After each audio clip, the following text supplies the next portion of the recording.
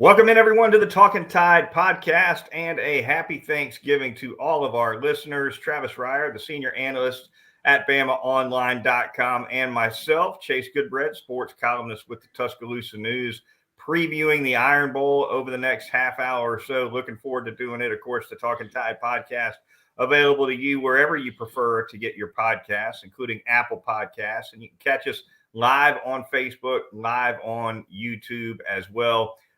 Twitter feed, of course, is Talkin_Tide. You can get instant links to all of our podcasts right there with an easy Twitter follow. Thanking a couple sponsors real quick: North River Dental Associates, Peterbrook Chocolatier of Tuscaloosa, and DraftKings. More on them later in the program. Travis, Iron Bowl is upon us.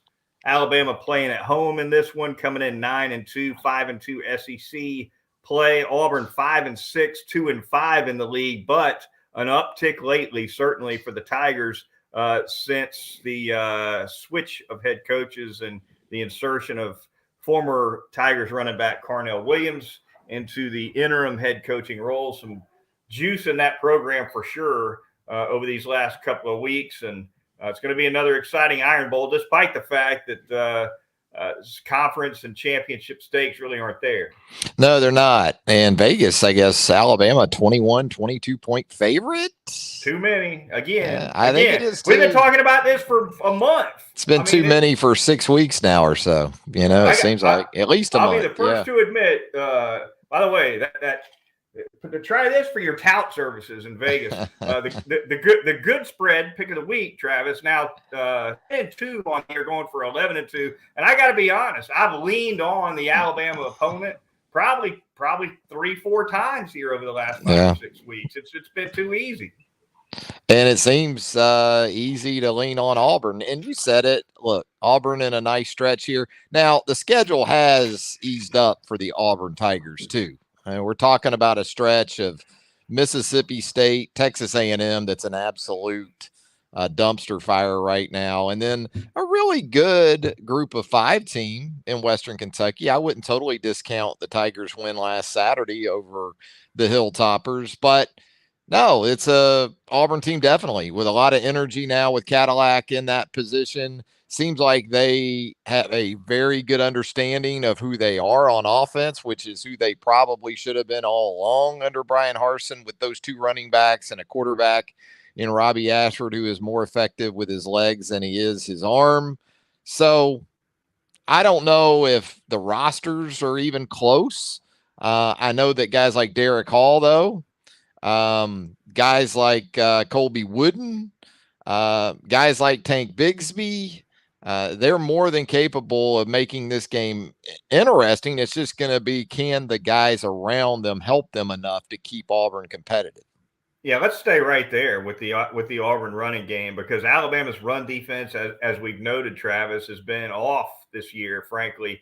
Certainly in both of their losses, gave up close to 200 yards against Ole Miss as well. I realize they won that one. But, yeah, when you factor Bigsby between the tackles, and then you throw in what Ashford can do, it's a double task really for that front 7. You got to deal with Bigsby inside. You got to contain Ashford on the pull with the zone read stuff, and obviously he's a big scramble threat when he drops back to pass.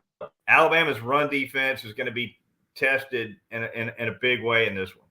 Yeah, and they answered the bell last year in this game. They held Tank Bigsby to 63 yards on 29 carries. Now, with TJ Finley in there, you didn't have to account for the quarterback at all, really, in the run game. So that's where it's very much a different kind of challenge this time around with Ashford. And don't forget about Jarquez Hunter either.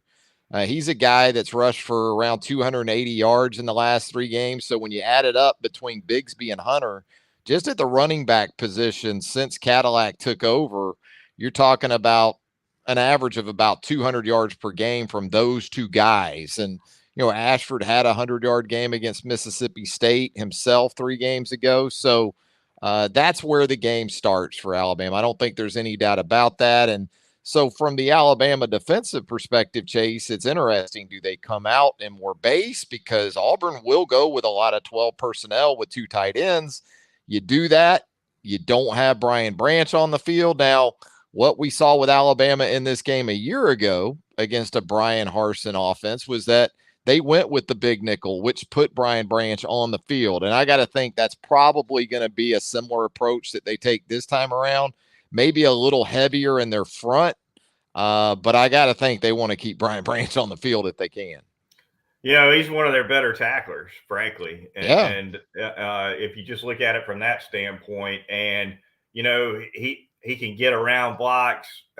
He's not going to be accounted for with the front five, obviously on downs. And so, yeah, I agree. I think maybe you adjust the nickel to stop the run a little better without taking Branch off the field, as you suggested. Because especially when you're talking about Ashford getting out on the perimeter, that's where you're going to need Brian Branch the most. So I agree with you. I think you got to stay in that nickel and maybe beef it up on the line a little bit, whatever you've got to do. A quick injury update, Travis. This coming straight from Nick Saban, just a couple hours before we've recorded the podcast here. Left tackle Tyler Steen has been practicing this week. That's big for Alabama because that matchup with Derek Hall, who was so dominant last year in the Iron Bowl, could be crucial. And I'm sure Hall will, maybe see some action on both offensive tackles. But Tyler Steen being ready to go, that's big for Alabama. Also, Eli Ricks, Jahmyr Gibbs, Cam Latu, none of whom saw action against Austin Peay. Those guys ready to go and have been practicing as well. Yeah, I think that's big in every facet because the run game can certainly use Jahmyr Gibbs. The offense in general can use Jahmyr Gibbs because if they're not effective running it consistently on Saturday, at least you can throw it to Jahmyr Gibbs as well.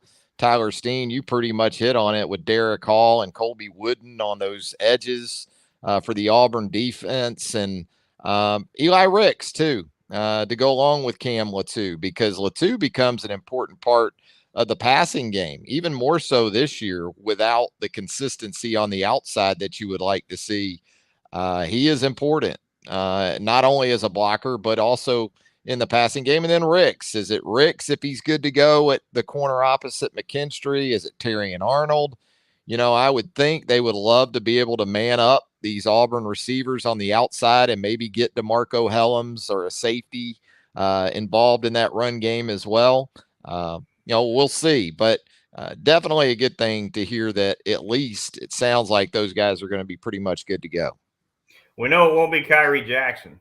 No, it will not. In the transfer portal. Yeah, news of Kyrie Jackson, the reserve cornerback, off to the portal. Nick Saban mentioned the other day that he's been suspended, hadn't played since the LSU game on November 5th, and announced via Twitter that he is headed for the portal. The portal window, Travis, I'm just making a deduction here, but deductive logic, I think they call it in academia.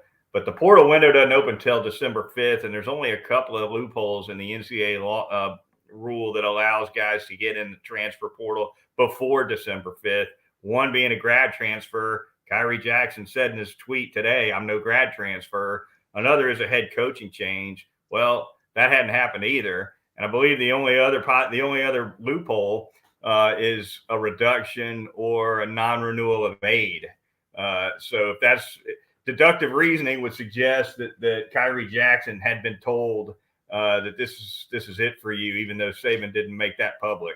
Yeah, and we've heard from Nick Saban in the past, right? A lot of these suspensions, it's like there's guys from the 2009 team that are still suspended. Like we never heard anything else about their situation. They kind of just faded, disappear. Right? The last thing we heard was that, well, they're indefinitely suspended. Well, 13 years later, some of these guys. I mean, not to make light of someone's situation, but that's, I don't think you're probably off on that or very far off on it. And, some of these guys like to put it out there, even if they're not technically in the portal, I think that I'm going there to kind of let other places know via social media. Sure. And then those back channels, if they aren't already humming, you can hear them humming. Yeah. Very much so. Sal Sussery in charge of that portal for Nick Saban on that support staff. You wonder how things are going for him on that front. But it's a new frontier, Travis, and I two envision windows. Sal Sunseri monitoring that transfer portal like Syl monitoring the Bada Bing in Sopranos. No, I Oh mean, my. there's people that are always, they've got analysts and stuff too. It's not just Sal, I'm sure, monitoring it by himself. But yeah, that you have to have someone that heads up literally a division of that now, right? Yeah, no doubt. It's crazy. Two windows, just to drop how that works on the listenership, Travis. Two windows now from the NCAA. I think they came out with this rule earlier this year. They had to. They did. The first window is 6 weeks long, December 5th until I think January 18th, which coincidentally is like the day after the deadline for underclassmen to declare for the draft. And then the second window for getting into the portal, the last half of April, 15th to the 30th, which of course is a way for guys to see how things look post spring practice, Travis, and then make a decision after that. Yeah, the one coming up, of course, you just got early National Signing Day in the middle of all that too. So you just talk about craziness, man. Between now and the until Christmas Day, really. Boy, you look at the roster movement and player movement in college football, and you're right. That's just the first sort of wave of it. Reminds me of that scene in Pony Excess when all the players are hanging around outside of the building and they've been told they could transfer freely, and all these college football coaches descended on Dallas and were picking at the carcass, as it were, Travis. Yeah, there were more 280Zs in the SMU football parking lot than at a dealership, they said on that. That Dave Richards said, I'm going to play in the NFL one day, but I won't get there sitting on my butt here in Dallas. It's been real. And I'm keeping the 280Z.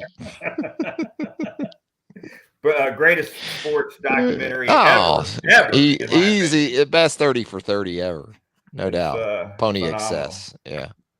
Cannot beat it. All right, Travis, the Alabama offense, we'll flip to that here really quickly. I think, I like Alabama to win the game. I do think it'll be a lot closer than the spread.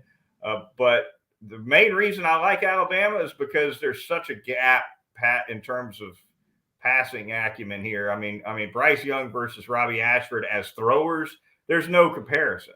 And especially in today's game, how can you not like Alabama, especially at home and with the Bryce Young v. Ashford factor? I can't get around that. I think Auburn goes into the game with the understanding that it has to run the ball especially well, not just good. I think Auburn has to run the hell out of it Saturday. Mm-hmm. And at the same time, you can't let Bryce Young beat you. Now, look, you still have to deal with the Alabama run game. And I'm not a believer even after the 260 plus against Austin Peay. I think Alabama's run game still is what we had seen in the previous 3 or 4 games when they really struggled to produce anything of substance in that area. So I see a game where for Alabama, it's about slowing down Tank Bigsby, Jarquez Hunter, and Robbie Ashford on the ground, and then trying to establish something with Jace McClellan and Jahmyr Gibbs, and try not to put too much on Bryce. But who are we kidding, right? The expectation going into the game is that a lot is going to be on Bryce once again Saturday. No doubt. And turnovers, obviously, a big factor as well. That's an area that Alabama's defense has struggled in all year in terms of forcing them. They did get 3 against Austin Peay. Henry To'oTo'o came into the press conference room after the Austin Peay game and said 3 is our goal per game. We got 3. Obviously, Austin Peay was no LSU or Tennessee, but it's going to be big for Alabama to not fall on the wrong side of that ratio, Travis, for sure, because that's the way it's happened in some games. You look back at Texas A&M, for instance, and you could see what a dogfight a couple of turnovers can put you in. Especially the kind that put Auburn on a short field. Punting, Yeah. as we've heard Nick Saban, any possession that ends with a kick isn't a bad possession necessarily. And I think that's especially true in a game like this. I mean, Alabama punted 7 times against Auburn last season and, still was able to hold the Tigers to 10 points in regulation. So again, you're right. It turnovers, take care of the football. Do not set up Auburn on short fields. And, kicks aren't the worst thing, especially if you're kicking field goals with Will Riker. Now, this is a game, I think, if you're Alabama and you score 17 or more, you should win the game. That's what I think. Alabama, again, a 21-point favorite. An interesting thing about that 21-point spread, Travis, as well, for big games like Alabama, Auburn, maybe a Michigan, Ohio State, or some of these really huge matchups, these online sports books like to come out with a line before the previous week's games have been played. So the boys were out of the gate on the Iron Bowl like two days before Austin Peay, if I'm not mistaken, Travis. They came out of the gate at Alabama laying 26. Yeah. And then after the events of the weekend, they find out they're maybe a little out over their skis, but because everyone else is coming in at 21 after that weekend action. Yeah. That, and like we've talked about, 21 just really seems high. I mean, I can envision a rock fight once again, just like last year. At Auburn. I think Alabama in regulation time should score more, but hell, and I understand you lost Jamison Williams, early second quarter in the game last year. That was a big blow to the offense. You're pretty much looking at John Mechie and the rest of that rotation. Ja'Cory Brooks came up big, but maybe Jermaine Burton here in the last couple of weeks is starting to look more like the guy we thought he would be throughout the season. And, that would be big if they could get that from him to go along with Brooks and what he's been over the last month or so. And, with Gibbs back and the different things that you can do with him, they're going to need that versatility on the offensive side. And, they're going to need Bill O'Brien, whatever he's got left. If this is it for Bill O'Brien, we talked about players whose game this might be their last one for. This might be Bill O'Brien's last game. If he gets a head coaching job, is he going to hang around for the bowl game? I mean, it's not a playoff scenario. Whatever you got left in that bag, Bill, maybe try to wield it on Saturday at Bryant-Denny Stadium. Back of the playbook, right? It's something. All I want is an end around. One end around as a parting gift from Bill O'Brien. That's it. It doesn't even have to be a double handoff, reverse, or anything like that. I just want a fake into the gut of Jahmyr Gibbs or Jace McClellan and a little give with a lineman or a tight end or both out in front coming the other way. That old Redskins. Remember the Redskins back in the Joe Gibbs day? I'm really dating my old ass now, but back in the day, they'd run John Riggins, they'd run those backs, they'd run them behind those hogs, and then they'd run that little end around coming the other way. Ricky Sanders or something like that. Yeah, one of those little wide receivers that they had, and they'd pop it. And that's how they'd slow people down. I mean, it's a play that's been around as long as the game's been around. But that's all I want Saturday. There's definitely, we've not seen much trickery at all from the Alabama. That's not even trickery. That's the point. That's just basic football, Right. I'm not asking for a triple pass or anything like that. I am. Hey, look, Goodbread wants a flea flicker. My favorite, my favorite. We've seen a flea flicker. We've seen that in this series. I think AJ years ago hit Kenny Bell, right? Yeah. Maybe in 2000 and maybe, I don't know. Maybe I've got it mixed up there. Maybe 2011, I think it was. Yeah, it wasn't the 13 game. It was 11. I think he hit Kenny Bell. 13. Yeah. But my favorite trick play, and we've gotten off the path, but that's okay. We can do that here. My favorite trick play of all time is the hook and ladder. I love the hook and ladder. Oh, Miami Dolphins in that playoff game against the then San Diego Chargers. You never see that anymore. Tony Nathan, the former Alabama running back, took that pitch on that hook and ladder. Don Strock in there at quarterback for the Dolphins on that one. I can tell you the last time I saw Alabama run the hook and ladder. I wonder if you can think of one more recently than me. The last time I remember Alabama running the hook and ladder, they ran it.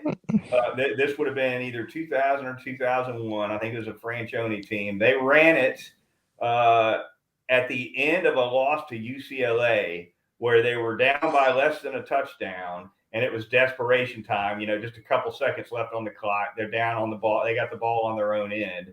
And they ran a hook and ladder, and I can't remember who the pitch man was or any of that. But they ran it. They got about 60, 70 yards out of it, got shoved out of bounds or something inside the 10, game over. I ought to go back and see if I can find You got me beat. Yeah. But, yeah. Fun play. Yeah, something. Have some fun. Have some fun Saturday, right? All right. I think it's going to be a grind, though, man. I just think it's going to be a grind. Yeah. It's going to be another, that Alabama could come out and go 80 yards in 7 plays, 7-0, and it be sitting on 7-0 with 6 minutes left in the third quarter, or 7-3 or something like that. I don't think that's what will happen. I just won't be surprised, though. No. I refuse to be surprised at this point, Goodbread. Too many tight ones, and they could be staring at another tight one. We love to drag these teams into the second half. We shall see. All right, the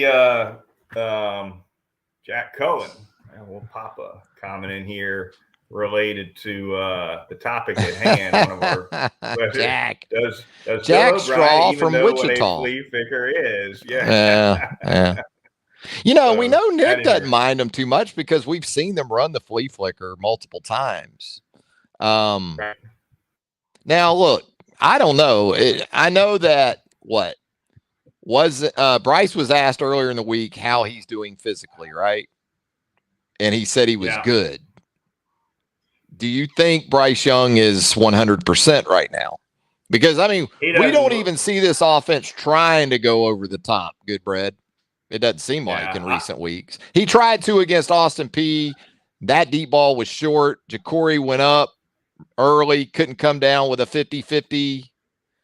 But, we just haven't seen much of that at all. To me, he looked his best post-injury at Tennessee. And we talked about this. It's odd that he would have his best game and look as sharp as coming off that injury in his first game back, and then kind of tail off from there. A couple games, he looked like he was really struggling. So that's a head scratcher for me. But certainly against Tennessee, he didn't look the worse for wear. No, he didn't. I agree. Threw for 450 plus. Now that is Tennessee. We just saw Spencer Rattler go for 400 plus. We saw Anthony Richardson go for 450 plus. Yeah, that's Tennessee we're talking about. Gotta remember that, right? Yeah. Visibly more zip on the ball, though, I think, in that game, for instance, versus I think it was Ole Miss. It was clear that there was not a lot of zip there. So, LSU. Certainly something to watch. It was LSU. But one of those two games, I felt like his velocity was down more than others. At any rate, the Talkin' Tide podcast, moving on, we're going to thank a couple of sponsors for you really quickly. We're going to start. And that great dental care you can get from Dr. Jack Smalley and his fantastic staff of dental hygienists. Convenient location right off of Watermelon Road at 1100 Fairfax Park, doing all kinds of dental work. Pediatric dentistry, laser dentistry, porcelain veneers, endodontics, dentures. They do it all. The teeth whitening services, very popular. And, of course, they'll do Botox and Juvederm treatments as well to tighten up those facial features. The phone number, 752-3506, or you can make an appointment at northriverdentist.com. It is North River Dental Associates. Going to tell you about Peterbrook Chocolatier out there at 1530 McFarland Boulevard North in the Indian Hills section of Tuscaloosa. I was reminded today that Peterbrook, of course, can do those custom chocolate footballs for you because Peterbrook Chocolatier got an order for 50 of them. for next week, those chocolate footballs. So very appreciative of the interest, and you can get your own right there at Peterbrook Chocolatier, 1530 McFarland Boulevard North in the Indian Hills section of Tuscaloosa. Still taking those Christmas orders. Thanksgiving, of course, upon us now, but Christmas, 205-752-0211. They can get you taken care of with that Christmas order. Peterbrook Chocolatier, 1530 McFarland Boulevard North in the Indian Hills section of Tuscaloosa. All right, finally going to tell you about our corporate sponsor. That would be DraftKings. You got to get on board with the DraftKings Sportsbook app. You absolutely can't beat it for exciting NFL action. DraftKings Sportsbook, of course, an official sports betting partner of the NFL. And some unbeatable offers right now. New customers can make any $5 NFL bet and get $200 in free bets if your team wins. To make things even sweeter, you can throw down on the stepped-up same-game parlays once per game day all season long at the DraftKings Sportsbook. So download that app now. Use the promo code TPPN and get $200 in free bets if your team wins. Place a $5 bet on any football game. And you can get that $200 in free bets if you win only at the DraftKings Sportsbook using promo code TPPN. Minimum age and eligibility restrictions apply. Travis, a lot to get into. Of course, it's rivalry week. So more than a couple games to hit on for us. Some big ones. One of my favorites, I never miss it, the Egg Bowl on Thanksgiving night. This one's at Ole Miss. Mike Leach, 0-2 in Egg Bowls thus far. Travis, Ole Miss. Kind of the arrow on Ole Miss for me anyway is kind of pointing down a little bit, especially after that loss against Arkansas. What do you think? Can Mississippi State pull this thing off on the road or no? I think it's, in terms of how the team's set up, I think it's the best chance Leach has had to this point going into his third Egg Bowl. The game, though, is being played in Oxford. You wonder how much of that advantage for Ole Miss might be dampened by so much of the Lane Kiffin talk and what a lot of people are anticipating for him after this game is played. So could that be a buzzkill for that home crowd on a Thanksgiving night?